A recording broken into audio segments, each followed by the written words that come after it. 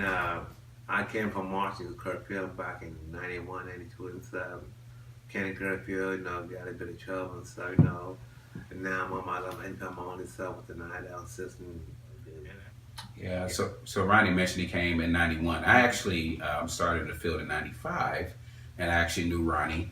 And at that time, Ronnie was really cool dude, Yes, really cool dude. He was working on being on his own.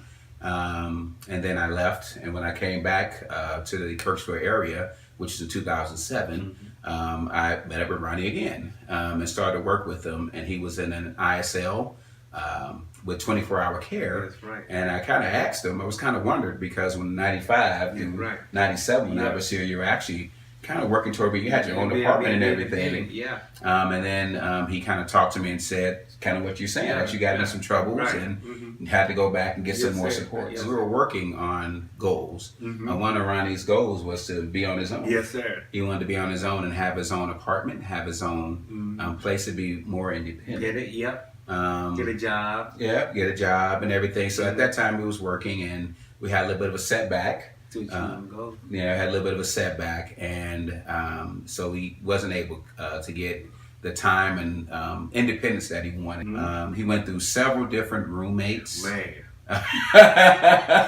And in our settings, it's hard to do a one-person ISL, and so you had to have a roommate, or sometimes some people have to have multiple roommates in order to pay rent and do things like that. However, we just couldn't find a match, and as I looked at Ronnie and talked about things and was talking with his team and his guardian, yeah, I didn't feel it was right. I felt like, what else is out there can we do?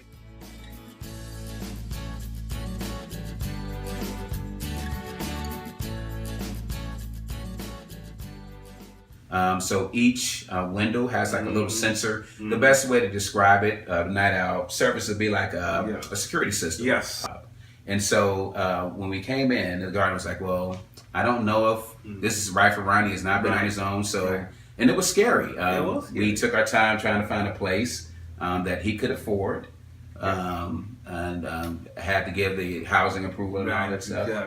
According to Night Owl, there's a 20-minute response time that they have to be within. We make it so where it's about 10.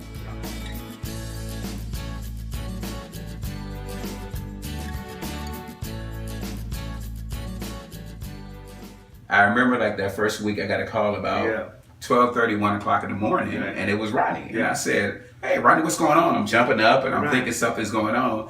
And he said, Mike, it's quiet in the house. And I said, it was too quiet. What should I do? I walked out and what's going on here? And what was funny, like it never occurred to me that Ronnie, that you weren't used to not having somebody in the home. And that was just, it was just odd. I kind of chuckled, but I worked him through it. And once he got used to there not being anybody in the home, I don't think he wants to go back to where. I don't, man. Oh, man, please don't say about that, man. Please don't, man. I love it, I really do. Yeah. So I've seen so much growth in him just in the past year that I've known him. Just having this and being able to prove not only to himself but to other people what he can accomplish on his own. Again, working with him, to see him go from a point where he needed a lot of support to a point where he's almost at his dream. The part I focus on is the dream part, because to me that's where you really do the work at. How can we get to your hopes and dreams? I reckon, man, dream kind of came true. It's really coming true. You feel it coming true and stuff. And man, it's a blessing.